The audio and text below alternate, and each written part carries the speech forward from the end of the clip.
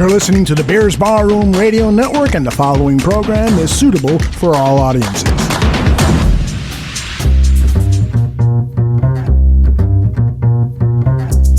Paxson for three! Yeah! Yeah! In 1993, when Chicago Bulls guard John Paxson sunk the series-winning shot in Game 6 of the NBA Finals, Mark Schanowski was there reporting.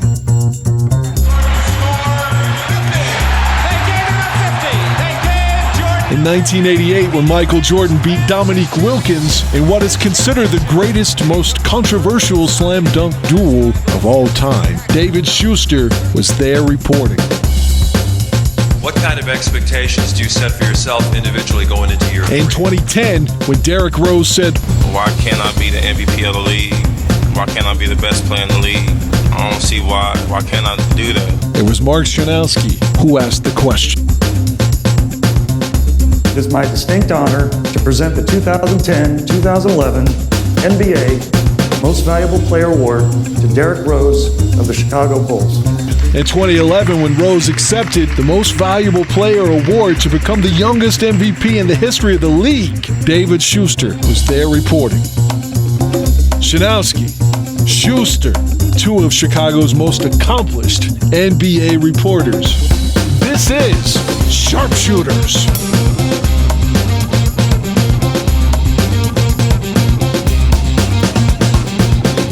Welcome back to yet another edition of Sharpshooters. I am David Schuster. He is Mark Schanowski. And Mark's Twitter handle is very simple, at Mark Schanowski. If you can spell Schanowski. Yeah, well, that's true. And sometimes I have to even check myself, and I can't spell at all.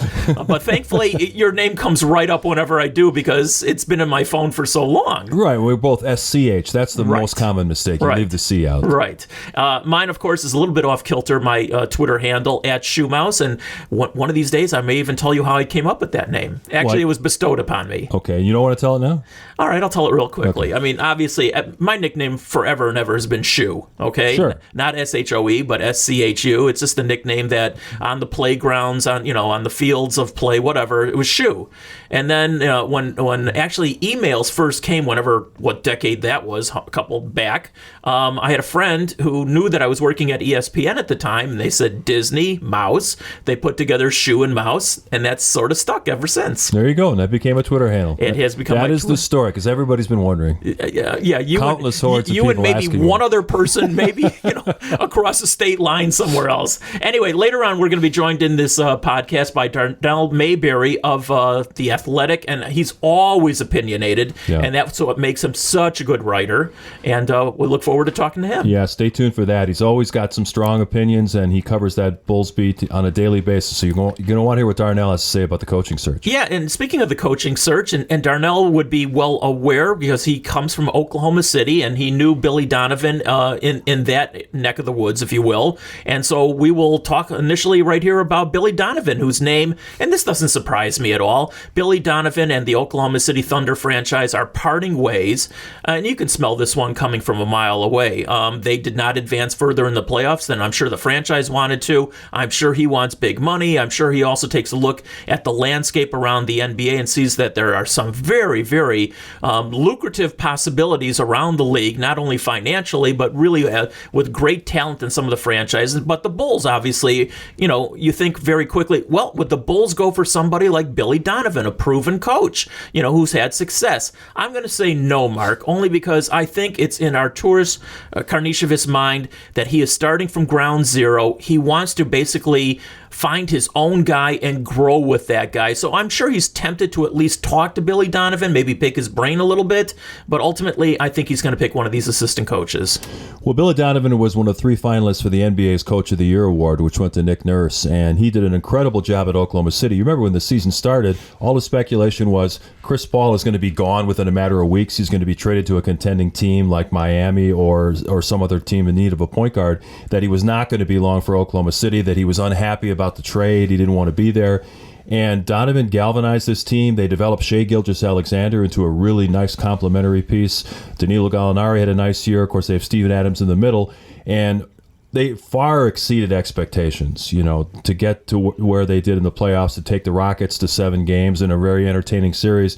I think Billy Donovan probably did his best coaching job as an NBA head coach this year. Of course, fans of Joakim Noah remember the days in Florida where Joakim Noah and Al Horford and Brewer won 3 championships, or 2 championships back-to-back down there. So his resume is very accomplished, both at the college and pro level. They did blow a lead against the Golden State Warriors in the 2016 conference finals, a chance to go to the NBA finals that year. But I think when you look at Billy Donovan's track record, he would be a very attractive name. Our tourists may want to speak with him, but salary demands could be an issue. He would be on the very high end of NBA coaches, and they still have to pay Jim Boylan and potentially a couple of assistants on their contracts. Also, I just don't know that they're going to see him as an ideal fit, like you mentioned, the fact that they may want to bring in a younger guy that they can kind of mold. Plus, Billy Donovan, again, knows that there are some other very, very attractive possibilities around the league. I would like to be Zion Williamson's head coach, wouldn't you?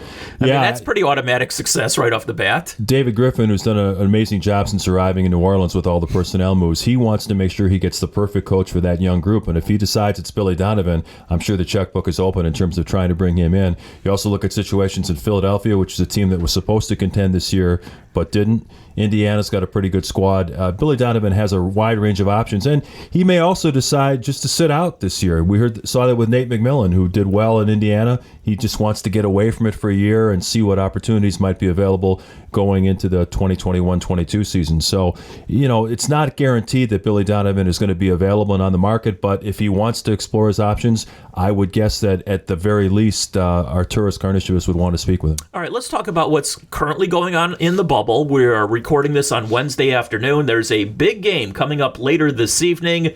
Let's see, what game is tonight? It is Toronto-Boston. Boston and Toronto. Oh, my God. We actually saw some defense in Game 5. Boston pulling off some defense against Toronto. That was sort of a strange thing. Toronto really hasn't played that well in this series. They're a team that we've really praised a lot in past podcasts. The fact that Nick Nurse has done a job after losing Kawhi Leonard, building around a couple of small guards in Lowry and Van Vliet, and Pascal Siakam really stepping forward. But they haven't shot the ball well. They haven't seemed to be in sync like we saw them last year in their run to the championship. So my guess is that Boston closes them out tonight and then moves on to play the Heat in the conference finals. Yeah, and you were right, Mark, and I bow down to you. I mean, Miami just was too good of a matchup against Milwaukee. For all the reasons that you stated, it didn't help that Giannis, had the injury at the tail end of the series and wasn't able to play in Game 5, but even before that, they proved to be the better team. And Milwaukee has now come up short 2 straight years, and we're going to talk about the rumors in just a second involving Giannis. But, I was really amazed. Jimmy Butler, this has been more of a coming out party for him in this bubble. And he dominated Game 5, and I didn't even realize until after the fact, he only took 6 shots. You could dominate a game by 6 shots. It reminded me so much when Derrick Rose won the championship in his last year at Simeon. Right. I think he took 2 shots in that championship game, and he dominated the game. For those of us who've covered Jimmy throughout his Bulls career, I think we all have to take a step back and marvel at how he has matured as a team leader. His stay here ended in some somewhat controversial fashion. All the talk that he didn't get along well with his teammates. He kind of wore out his welcome with the coaching staff and the front office, and he really needed to be moved along. And then he went to what appeared to be an ideal situation, reuniting with Tom Thibodeau in Minnesota. And after a year where he played very well, got them to the playoffs, he was, feuding with the young players and asking for a trade out. Goes to Philadelphia, didn't like Brett Brown, and ultimately they decided to pay Tobias Harris instead of him. So he winds up in Miami, which is not always the easiest situation for players because the whole Pat Riley program. With Eric Spoelstra there, Kendall Gill told me stories about 4-hour practices and intense film reviews, and they test your body fat every day, and it's very demanding to be down there, which works right into Jimmy's mindset because no one would ever question Jimmy's work ethic, his conditioning, his desire to be great. He turned himself into a defensive specialist who couldn't shoot into a top 15 NBA player and a multiple-time All-Star. So what he's done in bringing that group forward is pretty amazing because when you look at guys like Duncan Robinson and Kendrick Nunn, they weren't drafted. They were playing in the G League, picked up off the scrap heap. Bam Adebayo has developed into an all-star. They get Tyler Hero at the end of the lottery. They've done a good job in building that roster, but when you look at it on paper, it doesn't look overwhelming. Jimmy, to his credit, has really brought that group together. He's been a good leader, and I never would have thought I'd say that about Jimmy Butler. Well, we've always said about Kawhi Leonard, I consider him like an ultimate winner, which he is and has been during his NBA career. But then I think of the ultimate winner. That's Pat Riley. Oh, no question. Pat Riley has been a winner wherever he's been, in whatever capacity he has been. And, players, and you're right, Jimmy Butler fits in like a glove down there. First of all, I'm sure he doesn't mind being in South Beach after he does those 4-hour workouts. And he is very studious in his work and everything. But listen, when you're around Pat Riley, you're just around an absolute icon. It was like Jerry West, same thing, to be honest with you. And so people will listen and they will adhere to whatever, it comes from up top on the mountain and it just filters down throughout the organization. And Jimmy wanted to be appreciated, wanted to be wanted, basically, like all of us do in our lives. And he feels like the Miami situation is perfect because they stress work ethic, they stress being totally committed to the organization, and that's always what kind of got Jimmy in trouble. I remember here with the young guys where he said they don't work hard enough, losing should matter more to them, and he had those same problems in Minnesota with Karl Anthony Towns and Wiggins. He didn't think they cared enough about their craft. Jimmy will respect you as long as you work hard. Tyler Hero, as a rookie coming in, he was a good player at Kentucky, but he wasn't the guy that you said, oh, this guy's going to be a fantastic pro.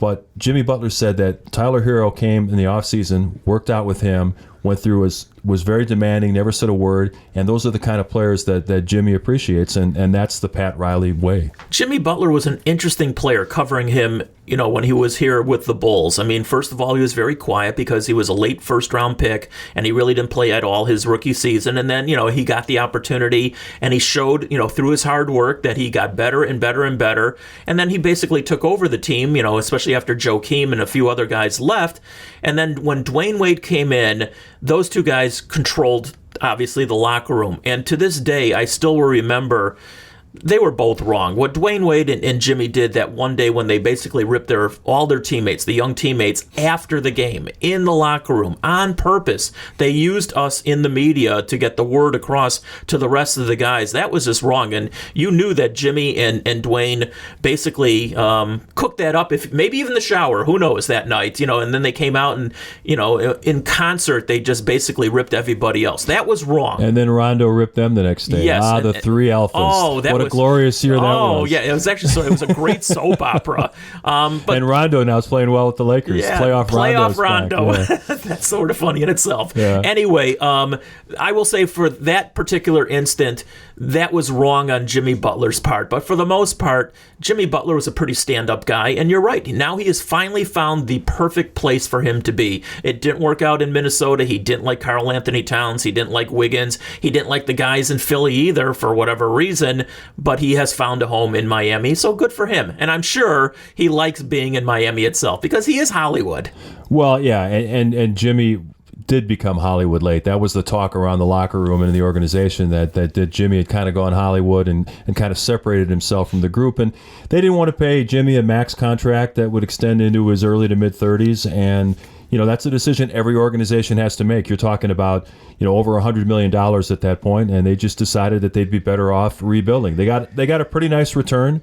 I still feel like the three players they got back was a fair trade for Jimmy Butler. Obviously, Zach LaVine, Lauri Markkanen are still with the organization, as is Chris Dunn for now. I don't know if he'll be back next season, but it was a trade that they felt was in the best interest of the organization. If you had a do-over, yeah, you might have kept Jimmy and see if he could recruit another star. But that's 2020 hindsight. At the point, they felt like it wasn't the best relationship going forward, and they didn't want to invest the whole future of the organization in Jimmy, and they made that decision. Now they got to try to make the best of it with the guys they still have on hand. All right, before we get to Giannis, and that's obviously a big subject as well, let's talk real quickly about the two series that are ongoing in the West. They're both 2-1 in favor of the teams from Los Angeles. The Lakers 2-1 over Houston and Denver, and the Clippers, with the Clippers also up in that series. Kawhi Leonard and Paul George. Paul George, after a very shaky start in the bubble, I mean, obviously talent always rises to the top, and I think that's what's finally happening there. So I still anticipate it'll be a battle of Los Angeles in the Western Conference Finals. I know you like the Clippers. I'll probably be wrong about this, but I still like the Lakers. The two guys, if they're at their top of their games, that's pretty tough to beat. Yeah, watching the Lakers in these last couple of games, obviously they lost the opener to Houston. I think they maybe underestimated what the Rockets could do in terms of their three-point shooting and their speed. But I think especially if they're going to get contributions from Rondo, I've been looking for who's going to be the third guy who's going to contribute, and Kuzma was the guy that the Lakers were kind of counting on as being a third scorer there. But what they really need is somebody in the backcourt who can take some of the ball handling responsibilities away from LeBron, so he can do the other things that he excels at. He's been scoring over 30 points a game in this series, playing exceptionally well in the offensive end. He had 4 block shots in their Game 3 win, so he's been a force at both ends of the court.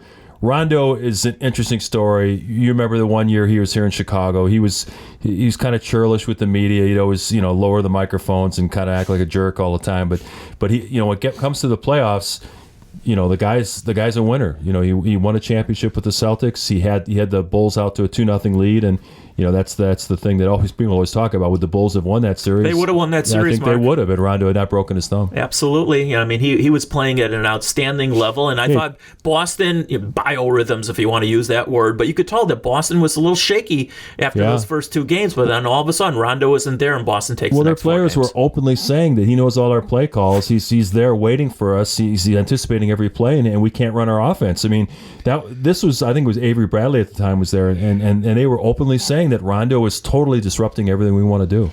All right, let's talk about the biggest rumor that there is in the NBA right now, and will be probably throughout the entire summer, and it'll probably extend into next season whenever that starts, and that's obviously Giannis's future. I'm taking a look. Right now, he is being paid, I think next season he's down for $27.5 million. It's a bargain. It is a bargain for a 2-time, and he hasn't won the MVP yet, but he will. Yeah. The supermax that he can get is $220 million over 5 years. That's $44 million a year, my simple math. He will be a free agent after next season. Now, he went on record after the game when they finally lost. He didn't play in Game 5 of that series with Miami, but he did say, hey, we're still building. We got to get better. He made it sound like there's no ifs, ands, or buts. How many times have we heard that? 1,001 at least, and more often than not, it's not true. I mean, listen, they're coached or whatever to say, hey, I'm going to come back. This is where I'm going to be. But as you well know, Mark, when you're a superstar like he is, if not the best player in the league, maybe the second best, who knows? You always think that.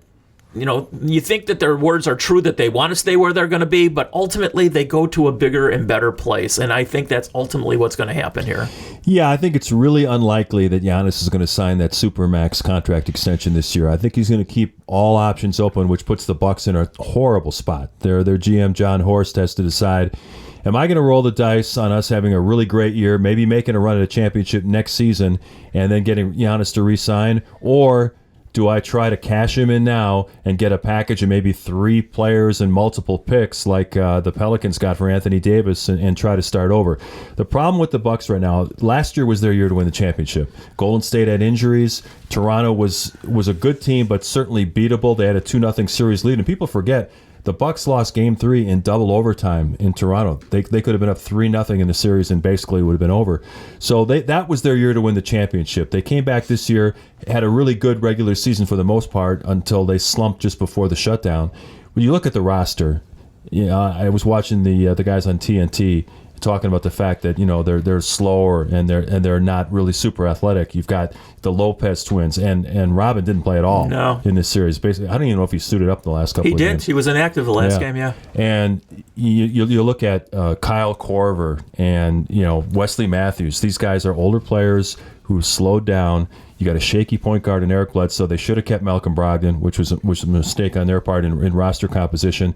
That team, Chris Middleton is an excellent number 2, but that team does not have the athleticism or the overall talent, I think, to make a run at a championship. So if Giannis decides he wants to team up with Steph and Clay in San Francisco, if he wants to go to Miami and team up with Jimmy Butler, he's got all kinds of options because there's a ton of teams that are going to have cap space in 2021. And even if they don't, we know how things work where now that you're seeing more sign and trades, guys get to where they want to go. And if Giannis wants to leave Milwaukee, he's just going to go. So I think that he may be out there available for trade. And it's going to be fascinating to see if some team tries to jump in and do a one-year rental like Toronto did with Kawhi Leonard, which got them a championship. Well, Golden State, when Kevin Durant went over there, I mean, that was frosting on the cake. He just fit in like a glove with those, other two superstars and even Draymond, and that was an automatic championship. And, I don't think it'll get to that point because I think Milwaukee will have the foresight to know that he's going to leave them. So if they do, they'll trade him somewhere at some juncture. Now, even if they trade him to Golden State, what would Golden State have to give up if that were to even be a trade? I mean, Klay Thompson would automatically be in that trade. Well, the number 2 pick. And the number 2 pick. Right. And then probably who knows what else. Well, the problem that Milwaukee's going to have is if everyone knows that Giannis is going to walk in a year, you're not going to get the best offers. Nope. Remember what Kawhi Leonard, he brought back DeMar DeRozan and Jakob Poeltl. I mean, DeRozan's a good player, but he was already in his 30s. That was not a king's ransom for 1 year of Kawhi Leonard. If it's a situation like it's a Golden State, they don't really have the most attractive trade packages to offer because they're not going to trade Steph. And I don't know if a team would want Draymond Green at his salary in his early 30s, who's more of a specialist than a real star. Yeah, they might not have the best trade package. I think it might be a team like the Denver Nuggets or maybe Boston. If Boston doesn't win the championship this year, they could package a Jaylen Brown and some other assets, draft picks that could make a pretty attractive package to send to Milwaukee. Or if it was Denver, Michael Porter is going to be attractive to a lot of teams. If you could get Michael Porter and Gary Harrison a couple of picks, that might be something they'd look at. I think that Milwaukee has to, if maybe Giannis will surprise us. Maybe he will sign that extension. But you look around the history of stars in the last 10 to 20 years, they don't stay. Really only Dirk Nowitzki is the guy who was incredibly loyal to the Dallas franchise. You could say Steph and Tim Duncan, but they were on the best teams in the league, so why would they want to leave? All right, real quickly, before we get to Darnell Mayberry of The Athletic, Steve Nash is now the new head coach of the Brooklyn Nets. That didn't happen without Kyrie Irving and Kevin Durant giving the okay in advance, right? They're pulling the puppet strings, and Steve was a consultant with the Golden State Warriors. He worked with Kevin Durant. They were on the court doing drills, and they got to be pretty good friends. So, yeah, I think he was the name that both KD and Kyrie said, this is the guy we want running the show. All right, Mark, let's take a quick break. When we come back, we're going to hear from Darnell Mayberry of The Athletic. Always interesting, sometimes even controversial. I love that. We'll be back right after this.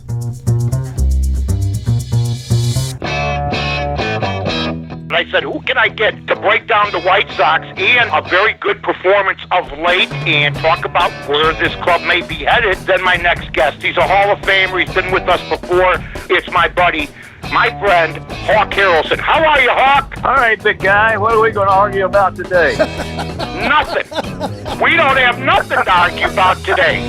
It's the Mike North Advantage, only on the Barroom Network.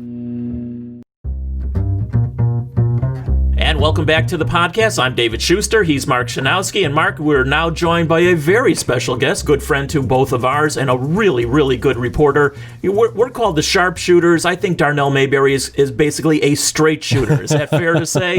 Anyway, Darnell is on Twitter, and you can follow him. And everybody's got easy names on Twitter. He's just at Darnell Mayberry. I'm a little off kilter with a stupid name, but that's immaterial. Anyway, why don't you do a further introduction of our good friend? Well, of course, I'm sure all of you who have the great sports site, The Athletic, have followed Darnell's work covering the Bulls beat. And it's a wonderful site. And if you're not subscribing now, you really should. Some great long-form writing. And one of the things that makes Darnell stand out from the other beat guys is he's opinionated and he's not afraid to share it. Absolutely. I think sometimes beat writers get a little bit too close to the teams they cover or are afraid of protecting, the guys that they need for information. And I'm not saying Darnell doesn't do that, but I think one of the things that people really enjoy about your work, Darnell, is that you're not afraid to write your opinion, even if it's going to rub some people the wrong way. How did you come upon that style and that willingness to maybe put yourself out there where a lot of other guys on different beats around the league don't? Well, thanks, guys. I really do appreciate all those kinds of words, first of all. But I think for me, it was just David hit the nail on the head. I mean, I've always been a straight shooter. Just in my personal life as a child growing up, I had a smart mouth. I'm sure you guys had brothers, siblings, people in your families who you just couldn't stand because they would always just talk noise and just always have something to say. Well, I was that kid. And it kind of transferred into my career, and that's where that came from. But even more than that, now at The Athletic, I'm grateful that they have allowed us to interject some of that opinion into our writing. And, you know, when we do that, it seems like people respond well to it, and it's not just your run-of-the-mill reports that we've come to know and in a lot of ways love, but, you know, a lot of fans also want more than that. So that's what I've tried to give them. Of course, before you came to Chicago, you covered the Oklahoma City Thunder, and we'll ask you about Billy Donovan a little bit later, but I'm just curious, over the course of your career, because of the fact that you're not afraid to state your opinion and try to straight shoot it, what kind of, if you had any stories about run-ins with players or coaches where they questioned something you wrote and wondered why you did that in print? Oh, I mean, are you talking Byron Scott and Chris Paul and those guys? David West shutting me out for a month and a half? Yeah, are you talking about Kendrick Perkins going on Twitter and calling me a snake in the grass?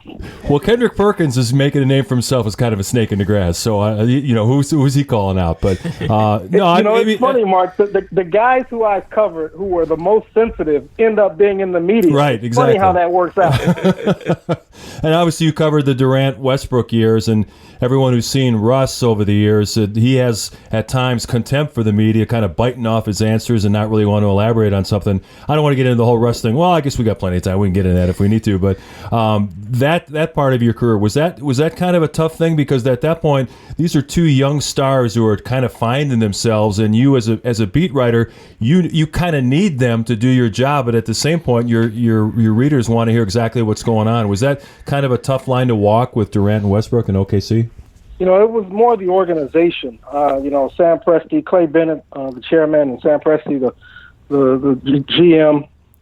You know, they've really set up that organization in the way that there's not a lot of access. There's not a lot of storytelling being done on the players on that team. That's why it was a breath of fresh air for me coming here to Chicago, because you can have some conversations with some players. You can do some things off the court and get to know some guys a little bit more, a lot better actually. And that leads to better storytelling. They kind of close it down there to where you can't get as close. You can't get as much access. And that's the big difference. Those guys, you know, Russell Westbrook, we all see, you know, some of the moments that he has with the media in front of the cameras. But those guys weren't on a day-to-day basis, especially not Durant. They weren't the challenge. The challenge was more from the organization. Hey, Darnell, I go pretty far back, all the way to Angel Garden. That's a building you don't ever want to know about. So that's long before the Berto Center, trust me. I will tell you this, you know, there was even better access with the players and the organization when the Bulls were at the Berto Center. And as good as it may be right now, it's not as good as it was in the past. And once they went to the Advocate Center, where they basically have us in a corner at best, it's actually gotten worse over the years. But that's a side point. Mark mentioned Billy Donovan. Obviously, Arturas Karnisovas has been interviewing a lot of quote-unquote assistant coaches around the league, but he's got to be tempted, you know, now that Billy Donovan and other head coaches are being let go around the league. I mean, Donovan, you know, I think he fits a lot of, checks a lot of boxes. Yeah, he's done a really good job. And he's done a really good job in a couple of places already. Do you think they'll be tempted by a name like that? I think they'll be tempted to a degree, but I think there are two things to keep in mind. One, will Billy Donovan be tempted at all? There are other appealing rosters in the league right now. We all know them. Indiana's more appealing because they've got some all-star players. Philadelphia, obviously, with those two superstars, and then New Orleans with two rising stars in Zion Williamson and Brandon Ingram. So if Billy Donovan's going to get another crack at it, he has to want to be here. And I think if you just look at the rosters, the Bulls probably don't match up with those ones I just mentioned just yet. Now that doesn't mean they don't have pieces here. That doesn't mean that they don't have a way to improve the roster going forward with this fourth pick and some cap space starting next summer. But I just think those other teams are ready-made win-now teams more than the Bulls. And the other thing is the relationship component. Does anyone at this new front office have a relationship with Billy Donovan? That I do not know. But we haven't heard anything like that. So I'd be surprised if they do try to make a run at Billy Donovan, just because they don't seem to be in a position in a win-now mode right now with the Bulls, and I'm not sure if they have relationships with Billy Donovan. Obviously, you covered Billy Donovan as the head coach in Oklahoma City. What is your evaluation of him in terms of player development, how he gets along, his relationships with players, and his X's and O's? Because, the big thing that always hangs over Billy is they blew that lead over Golden State, I believe it was in 2016, where they could have taken him out. What's your evaluation of Billy Donovan as an NBA head coach? Yeah, it's funny, and I was off the Thunder beat by then. I had moved to the desk at the newspaper as an editor, but I was obviously still in the thick of it, just not day to day as a beat guy at that point. But the same thing that he gets criticized for, I give him the most credit for. He had that team build a 3-1 lead on the 73-9 Golden State Warriors, and they were one win away from going to the NBA Finals, and I don't think they would have beaten LeBron James, but I think they were favored. They were going to be favored to win in that series. So I look at what he did in, 2016, Kevin Durant's last year there, and the way that team was playing. He talked about when he got that job, coming in and implementing, more ball movement, player movement, using the extra pass and doing all these things. And it all sounded good, in the press conference, but they didn't generally play like that until they made that run in 2016 and they built that 3-1 lead. I mean, they looked like an explosive team. And Billy Donovan looked like he was really proving himself as an NBA head coach with so many questions coming from the college game at the University of Florida. So to me, that was his shining moment. And then you saw what he was able to do with this team when everyone counted him out. I am high on him as a coach. I'm not going to say he's like a top 5 coach or anything like that, but I do think he is a very, very good coach, and he knows how to put players in positions to succeed. Well, let's zero in more on the Bulls situation. Obviously, there has been reports that Arturas has already interviewed a number of assistants around the league, getting his first read on who's available and how they might fit with the current Bulls situation. Is there any name from that group of assistants that's been rumored to be candidates for the Bulls job that really stands out to you as a guy that might be ideal for this fit with the Bulls as a team that has some young talent that needs to be developed? Yeah, I go back to relationships, Mark, and that's why I think Wes Unseld Jr., I think they're probably going to make a hard run at him just because Arturas has that relationship with him. And everything you hear about him, they say that he's ready. He's ready to become a head coach. He's got a defensive mindset and has really helped down there in Denver with some defensive schemes. So I'm going to keep my eye on him. I'm not saying it's going to happen, but that's the guy who I'm going to keep an eye on. Hey, Darnell, I don't know if it's official or not yet, but we certainly are led to believe that the draft is going to be moved back, free agency is going to be moved back, the start of the season is going to be moved back, maybe as late as February, who knows. With all that in mind, the coach aside, does Arturas Karnisovas take next season as sort of a look-see at what he really has, in his organization, on the court, play it safe, so to speak, take the number 4 draft pick, whoever the best player may turn out to be at number 4, or does he gamble a little bit? Because he certainly, if he wants to, he could put together some trades with that number 4 pick and maybe, get rid of a few players off his roster, look for somebody else around the league. How do you think he takes a look at this upcoming season whenever it starts? I think he comes in and takes the approach of slow and steady. If you just go off of what he said, he doesn't want to come in here and just trade off players and make these rash decisions. He wants to come in and evaluate and look at what he's done. He evaluated with Jim Boylan to a degree, and I'm sure we have all got opinions on how that happened. But this guy seems like he's very methodical. He's very thought processed and detail oriented. So I expect him to look at what he sees with the roster and evaluate these guys first before coming in and making these rash decisions. And with that said, I mean, look at the roster. You got Kobe White going into his second year. You've got Larry Markkinen, who still has a ton of potential, and Wendell Carter Jr. Those are 3 guys that any team would love to have. And I don't think that they're going to be in a rush to try to move any of those 3 guys. But you're right, David. They've got some options, especially if you include that 4th pick. But I think he's going to have to know something that he really wants to accomplish, and it has to be available to him before we see him do something like that. This could be a really unique offseason. Just put the time frame aside that we don't know when next year is going to start. But a lot of teams are going to have a really serious financial pinch because of the loss of revenue and with some big contracts on the docket.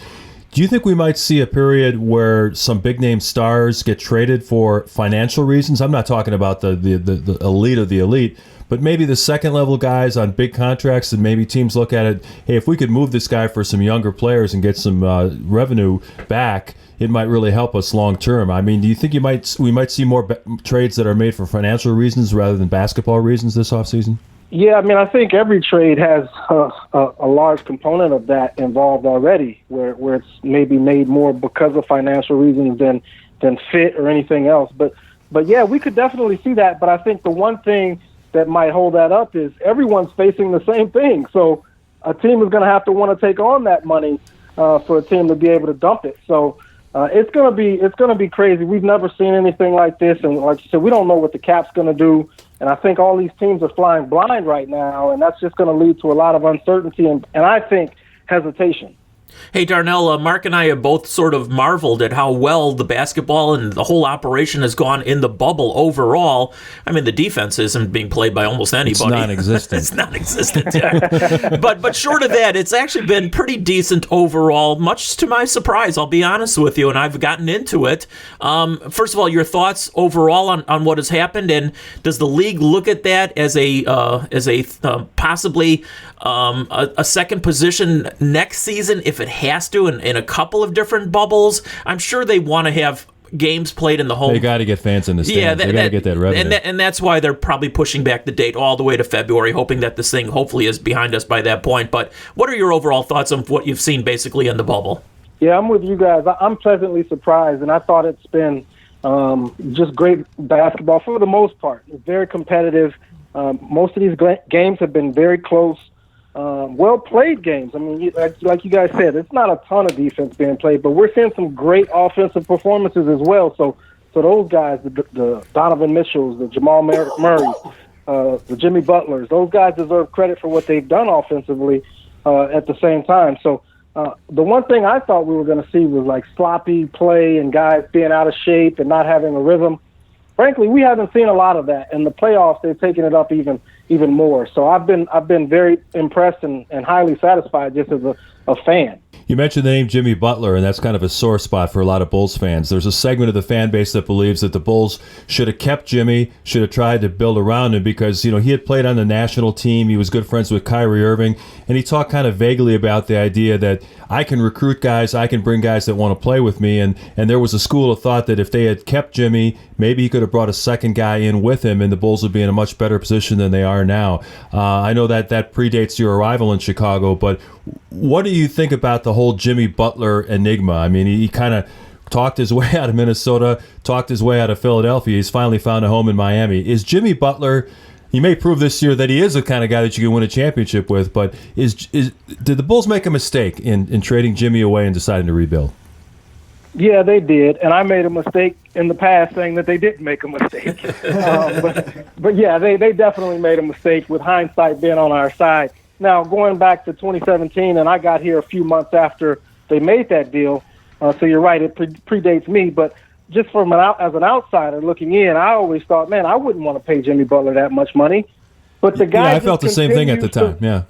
But he just continues to show how great he really is. I mean, just when you think he's maxed out, he takes it up another level, and he's doing what he's doing now to get that Miami Heat team into the Eastern Conference Finals. And, you just tip your cap to him, and he's really done what he's had to do to have some success and back up everything that he's ever said and done and those types of things. Now, that's the problem that I could see where I will defend the Bulls. If they felt like they had a guy who just wasn't going to fit, quote-unquote, their program, then you can't really fault them for saying, okay, well, we just don't see eye to eye with this guy at this point, and you guys would know much more about that than I would. But it just seems like, you mentioned it, in Minnesota there were issues, in Philly there were issues, Miami it seems like it's worked out for whatever reason, and that's a totally different culture down there that Pat Riley runs. So maybe that's had a lot to do with it. But there just seemed like to be something off here in Chicago that maybe they could have paid him and it still wouldn't have worked out for the better.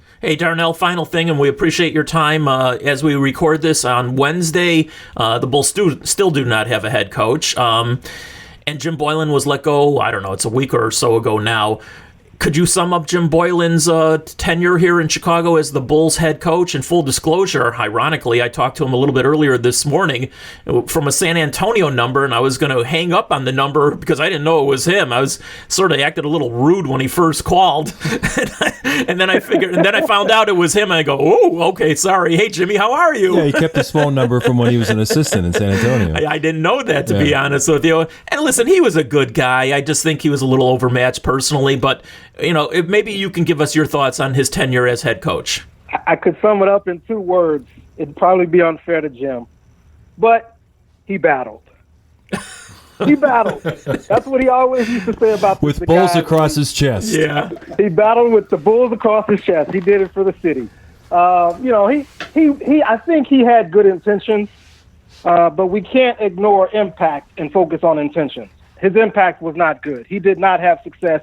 He's the second worst coach in Bulls history, statistically, and you cannot ignore that. And regardless of how well-intentioned he was, there was just a lot of things that happened that either shouldn't happen or just didn't have to happen. And his almost 2-year tenure here was just highly unsuccessful. And I think we all would rather just move on at this point. And of course, all Bulls fans know who the worst coach was. That would be Tim Floyd, who followed the Bulls dynasty. And maybe we'll do one show just about the Tim Floyd era, David. I'll tell you some good stories. I mean, actually, I was fairly close with him, believe it or not, and we'll save that for another podcast. Save that for the day. I got one more for you before we let you go, Darnell. And David and I talked about this earlier in the show, and the whole Giannis Antetokounmpo situation. I threw it out on Twitter. If the Bucks decide he doesn't take the Supermax and they have to trade him because they don't think he's going to re-sign, should the Bulls make a bid? Now, I don't think they should because they're not at the stage where they can give up 3-4 players and 2 picks for a guy for a 1-year rental. But what do you think is going to ultimately happen with the Giannis situation? I think a team like maybe a Denver that's a little bit short right now, maybe they trade a Michael Porter and a Gary Harris and a couple of picks and they get Giannis to come in for 1 year and maybe convince him to stay. I just don't see him staying long-term in Milwaukee. Do you anticipate the Bucks may try to move him this offseason, or do you think they're going to ride it out and then cross their fingers and hope they can get him to re-sign? Well, New Orleans they laid a pretty good blueprint with how they handled Anthony Davis. Maybe not everything that led up to it necessarily and how it all went down, but the haul that they got for sure. That shows you what you can get. Indiana did too, frankly, with Paul George and getting Victor Oladipo and Sabonis back. So, I just think that there's a lot of smoke right now when it comes to Giannis, and there have been rumors floating throughout NBA circles for months about him potentially leaving and not just leaving, but going and forming another super team. I mean, you're hearing stuff like the Warriors, one of the LA teams, and Miami. It's just like, if he teams up with any of those guys on those teams, we know who's going to win the championship. It's going to be a Kevin Durant experience all over again. Yeah, Miami's going to have cap space next summer. They could sign Giannis outright. I mean, and they've got some real talent outside of Jimmy Butler. We didn't even talk about Bam Adebayo. Adebayo's been fantastic. Tyler Hero and these guys. So these young guns who are coming up. And if you add Giannis Antetokounmpo to those guys, I mean, that's just going to be a power, especially if he stays in the Eastern Conference. But Kevin Durant and Kyrie Irving are going to have something to say about that in Brooklyn too. And Absolutely. I think we're all sleeping on how great Kevin Durant was when he was at his peak and how much he's going to be a force when he comes back. But I hate it, Mark, because you mentioned my Thunder days before Chicago. I saw this firsthand with Kevin Durant. Right. I saw it with Chris Paul in New Orleans. You saw it with Anthony Davis in New Orleans, Paul George in Indiana. It just seems like these small markets teams can't keep a superstar, and I hate it for those fan bases. And I wish there was something that could be done, but I just don't see a future there, especially with the way that they went out this year. They're going to need some changes. Yeah, I agree. I grew up in Milwaukee. I was there when they traded Kareem because he forced his way out and, set the franchise back forever. They haven't won a championship since 1971. So, but, you talk about the Miami situation, the Godfather, Pat Riley, never underestimate him in trying to put together a super team. He's been trying for the last 6 or 7 years since LeBron left to try to recreate that. And I think he's got a pathway now if he can get Giannis to come in. Yeah, it's going to be interesting. I just hate it for Milwaukee. Absolutely. Hey, Darnell, we greatly appreciate you joining us. We miss you, of course, seeing you all the time at the Advocate Center, and maybe one of these decades we'll be back in that building. Who knows? Well, I appreciate it, guys. Miss you guys, too. Hope we get back to it soon. Thanks for having me. I appreciate it. Thanks a lot. Darnell. Follow his work at The Athletic, like I mentioned earlier. A fantastic sports site. If you haven't subscribed yet, please do. And we'll be back right after this. Hey everyone, I'm Chad Gordon. And I'm Ryan Lieber. We're the hosts of the Friendly Confines podcast. Each week we'll bring you the latest Cubs news from the fans' perspective with some of the biggest names in sports. Joe Buck, welcome to the Friendly Confines with Chad and Ryan. Yeah, oh my God, I'm happy to do it. Pat Hughes, welcome to the 7th inning. Happy to be here, Chad. It is Len Casper. You got it, Ryan. Chad, happy to be with you guys. The Hawk, Andre Dawson. What a my distinct pleasure. I'm doing fine, thank you. We're also excited to bring you new episodes as part of the Barroom Network. So if you're a Cubs fan or even just a baseball fan, be sure to check out the Friendly Confines podcast every week on the Barroom Network.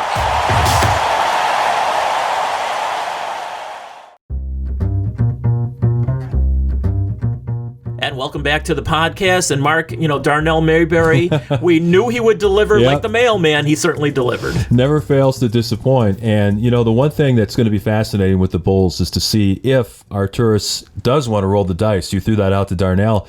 I'm thinking that there could be some opportunity. And it doesn't matter if you're a first-year head of basketball operations and you don't fully know exactly what you have in your roster. If you can cash in and get a star, there's going to be guys that are going to be available. You look at the situation with Bradley Beal. Not that I'm really a big Bradley Beal fan, but guys like that, guys that are your second level kind of talents that could become available because of financial reasons. And if you can get a favorable trade, why not do it now? All right, well, let's really dream here. And we talked about Giannis in the last earlier, I should say, in the podcast. How about Arturas Karnisovas picking up the phone, calling up to Milwaukee and go, look, you're not going to re-sign this guy. He's going to go somewhere else. We'll make you an offer for the 1-year deal. We'll give you Denzel Valentine and the number 4 pick. We'll take Giannis. What do you think? How fast can that phone hit the click? See, there's no way that the Bulls can even get into that conversation because the immediate thing that John Horst of the Bucks would say, okay, I'll take Levine, Markkanen, Kobe White, and the 4 pick, and all Arturas could do is hang up because then he's got no franchise. He's got Giannis and a bunch of guys, and then Giannis walks away after a year, and all you've done basically is probably go 41-41 and be the 8th seed. Yeah, and the same thing, even though if they were to trade for Ben Simmons would be a fixture here going further, but then you're basically building around him, not a bad guy to build around, but if you don't have anything else to build around him, that makes no sense to me either. So I think, like we've talked about, I think he's going to be slow and steady. Next year will just be a sort of a look-see what I have here. He's going to add somebody at number 4, whoever that may be. We'll talk about the draft in just a second here. I just don't see the Bulls taking any risks here. That's my opinion. Yeah, I mean, on Twitter, I threw out the idea that what would the Bulls have to give up to get Giannis, and I get people saying, well, Thaddeus Young, Sato, and Daniel Gafford in the 4 pick. Okay, again, that phone is hanging up so fast, not even worth making the call. So you have to be realistic. It's like anyone who's in a fantasy league, you can't steal somebody's star for nothing. I mean, you've got to pay equal value, and determining the value for Giannis Antetokounmpo, a 2-time MVP, is going to be an incredible challenge for John Horst. I was a grade schooler in Milwaukee when they traded Kareem Abdul-Jabbar to the Lakers. I was trying to remember the guy. They got Elmore Smith, Brian Winters, Junior Bridgman, and Dave Myers. That was their return. I don't think that panned out. Hey, not the way they wanted it to. Anytime you trade a star, you lose. Yeah, you really do. It very rarely works that these 3-for-1, 4-for-1 trades favor the team that traded away the superstar. All right, speaking of the draft, and like we were talking with Darnell, it looks like the NBA draft will be moved back from the original date was October 16th with free agency starting 2 days later. I just think everything's going to be pushed back, including the beginning of the season, because they do want to have fans in the stands, and that's why they're going to wait for the season to start as late as February 1st. Then I'm not really sure what would happen with the Olympics. I don't think, the pros will go to the Olympics. Would that be the case? Well, a lot of the pros and their agents want them to be able to play in the Olympics to help their brand, help their marketing possibilities. So they've been trying to protect that. Maybe what you have is a shortened season. Maybe you have a 60-game season next year, but then you're losing revenue again. Yeah. And then they're going to have to ask the players to take a cut in their salaries, and that will be a huge negotiation. There's no easy answers to this, and I think they would love to start late December, early January, but that all depends on whether a vaccine is developed that's workable. And as you mentioned, fans, that's an absolute must. They have to get the arenas back so they can get the revenue stream going. Let's get Jerry Reinsdorf on the phone here and see if he wants to give up more revenue next season as he's slitting his, something or other. That's not happening. Yeah, I don't think it's happening either. All right, speaking of the draft, there's always rumors. I mean, this is a 24/7, 365 deal when it comes to the draft. I don't think Minnesota's going to trade that first pick, and I'm not really sure anybody is worth trading up for that first pick. There's no reason. Good enough. There's no reason to give up a lot for number one because there is no clear-cut guy at the top. All right, so Anthony Edwards will be, I'm pretty confident, saying he'll join Minnesota. He's a good player, and he'll probably fit in okay. It's not the greatest number one, but that's probably what's going to happen. Now, the interesting trade rumor that I saw yesterday, and I don't know where I saw it, they're a dime a dozen, but I had the Knicks trading up to get that number 2 pick from Golden State. I don't know what they're going to have to give up. Tom Thibodeau, does he really want LaMelo Ball at number 2? Is that the guy that New York wants to build around? That's the rumor I saw. LaMelo Ball would drive Tom Thibodeau crazy.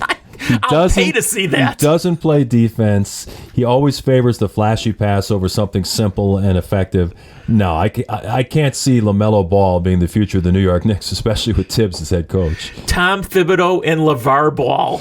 No. Oh, come on. Yeah, can you see LeVar Ball trying to crash a meeting with Tom Thibodeau in charge? No, I don't see that happening. All right, anyway, that was one of the rumors. And again, rumors are worth a dime a dozen. All right, Charlotte at number 3. Let's just say LaMelo Ball goes to either. Well, would LaMelo Ball go number 2 to Golden State? He is technically a point guard, a big one. No, I think they're loaded there. I think they would take James Wiseman because the one thing they don't have is a really athletic shot blocking center. I think he'd fit perfectly with the group that they have on the perimeter. Okay, well then the Charlotte at number 3 would have That's to take their swing pick right there. Okay. Because if Minnesota takes Edwards, that means Ball's going to be there at 3. Yep.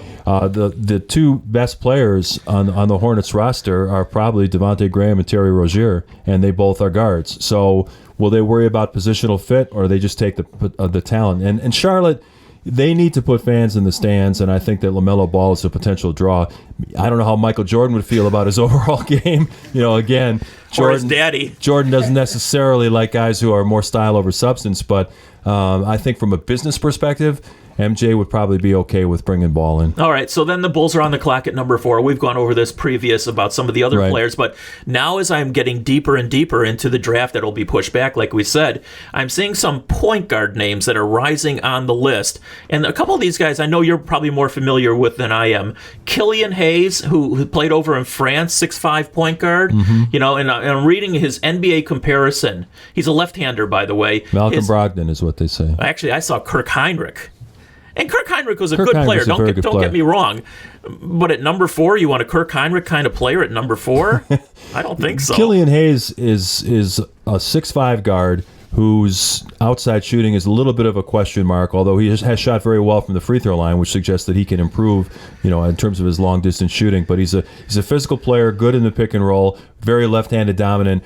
But anytime you bring a player over from Europe, you always worry about, is he going to be athletic enough? Is he going to be physical enough to compete on the NBA level? A lot of scouts really like him. A lot of scouts like Tyrese Halliburton from Iowa State as well. That was going to be the other guy I was going to make mention of, and he's got good size, and he's a good defender from what I'm told. He's got a funky shot, but he's been effective with it. He's shot a high percentage. Well, just the fact that 2 point guards are now being listed on a lot of people's draft boards for the Bulls at number 4, is that the direction they're going to go? I thought for sure they would try and find a wing player, but if he's going to go after the best player available on the board at number 4, and these guys are better than some of the names that we've mentioned previous as wing players, is that what he's really going to do? Well, both Halliburton and Hayes are about in that 6'5", 6'6" range. You got Zach LaVine, who's about 6'5", Kobe White about 6'4". So I think what you're seeing with so many teams now is especially when they go to their bench, they're playing 3 guards, 1 big and 1 forward. So, I think we can throw out the way you and I grew up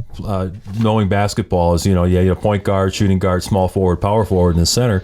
I think now it's just get your 5 best players on the court, maximizing three-point shooting. I think it would be okay if they took a guard as long as it's somebody who can shoot, as long as somebody who can run an offense, and maybe you can use both Kobe White and Levine as perimeter scorers. All right, a couple more things, Mark, before we get out of here. I took a look also at the free agent list, and Anthony Davis obviously is top and front and center when it comes to the free agent list. He's got a player option, which everyone expects that he will exercise and just get more money. He may not sign a long-term contract. He could sign like a one-year deal with a one-year option and then go back into free agency next year and get more money. But I think he wants to play with LeBron. My guess is for another year or two, while LeBron is still at the top of his game, which still freaks me out, by the way. He's still at the top of his game. The Lakers wouldn't have traded 3 good players and multiple draft picks to bring in Davis if they thought that he wasn't going to commit long term. All right, the other name player, who's going to get a lot of looks around the league is Brandon Ingram. He is restricted, and Detroit supposedly is already trying to zero in on him. So Ingram's going to get a lot of looks. Fred VanVleet is another guy who's going to be a free agent. A lot of people, even in spite of him having a lot of success in Toronto this past season, or still currently, he's not at the top of people's list for going after. Why do you think that is? He's more of an undersized shooting guard. He has the height of a point guard, but his skill set is really more of a shooter. It's kind of like when Ben Gordon was here. He looked like he was supposed to be a point guard, but he was purely a shooter. And I think with VanVleet, his ball handling at times can be a little bit questionable. He's a good scorer, good outside shooter, really a tough, hard-nosed player, but I don't think he's your ideal point guard. All right, 2 other names on the list. I want to get your thoughts on both of them. Andre Drummond, who, by the way, every time he plays the Bulls, it's a 20-20 game automatically. I mean, he kills the Bulls. Yeah, too bad he can't play the Bulls 82 times because his stats when he's playing other teams aren't quite as good, and he's always had the reputation of being kind of a lazy player. He plays in spurts, and he gets his numbers, but he's not really a guy that impacts winning. And he's an old-time center. Yeah, he's an old-fashioned low-post center. All right, so, and then the other name, and I think this guy's going to get a lot of looks, and I'm a big fan, Davis Bertans. He's definitely a stretch 4. He can really shoot it and hit. He is a sharp shooter, by the way, folks. Atlanta supposedly is zeroing in on him, even though they have a young John Collins on their roster. I think Bertans is going to get a lot of looks around the league. All NBA coaches want to stack the floor with three-point shooting, and Bertans was one of the best in the league this past year. So even though there's not a lot of money available in the marketplace this offseason, some team is probably going to give him a very nice contract, and I know the Wizards would like to keep him, but they're going to have to pay if they want to. Yeah. All right, the last thing I'm going to leave you with this, Mark, and I want your opinions on this. You remember the player Ronnie Cycli. He had a successful college career at Syracuse, and he had a good NBA career as well. Well, I don't know where he is nowadays, but he was apparently on some podcast. He wasn't on ours, but we'll try and get him on one of these days. And he said the following about Luka Doncic. And listen, anything you say about Luka Doncic is going to be a superlative. But he went even above and beyond. He said he's the best white player ever. Okay? I don't want to get, color's not the thing here, but he brought it up. The best white player ever. He says he's a combination of Larry Bird and Pete Maravich. He says he's Larry Bird 2.0, and in the long run will be even better than Larry Bird. He's only 21. He's already a top 10 easy player in the NBA, and he brought his talents over from Europe, and he's just continuing to get even better and better. What do you think? Well, you'd have to go back over history, and there's a lot of great players over the course of time. I'm not really willing to make that commitment yet that Luka Doncic is going to be the best white player in the history of the league. Larry Bird he was a bad man. He won 3 championships, multiple MVPs. He had attitude to go with his skills. He was a fantastic player, and he mentioned Pistol Pete, who was one of my favorites growing up. Mine too. There have been a lot of great players through the course of NBA history. Doncic's potential is off the charts. The thing that concerns me a little bit, he's been a little bit injury prone. Yeah. And he's got kind of he's got an old body. Yeah, he's got kind of a heavy build. Yeah. You wonder how he's going to age, and if he's going to be able to play at the level he has right now. I mean, his skills are amazing. He's a fantastic passer, great long-range shooter, but I just wonder if that body's going to hold up for a long time. He's only 21 years old, which still freaks me out. He looks like he's 35 at times, doesn't he? Well, he's got the barrel chest, and it doesn't look like he's moving all that fast, but, like all the great ones, he gets anywhere he wants to go on the court. He truly is a great player. Anyway, we'll wrap it up with that. Mark, it's been fun as always, and we'll look forward to next week. Yeah, it'll be fun. Okay, thanks, Mark. Hey, if you haven't subscribed to the Bears Barroom Radio Network, what are you waiting for? If you want podcasts all dedicated to Chicago sports, this is the podcast network for you. Subscribe to Bears Barroom Radio Network and you'll get all of the shows downloaded to your device.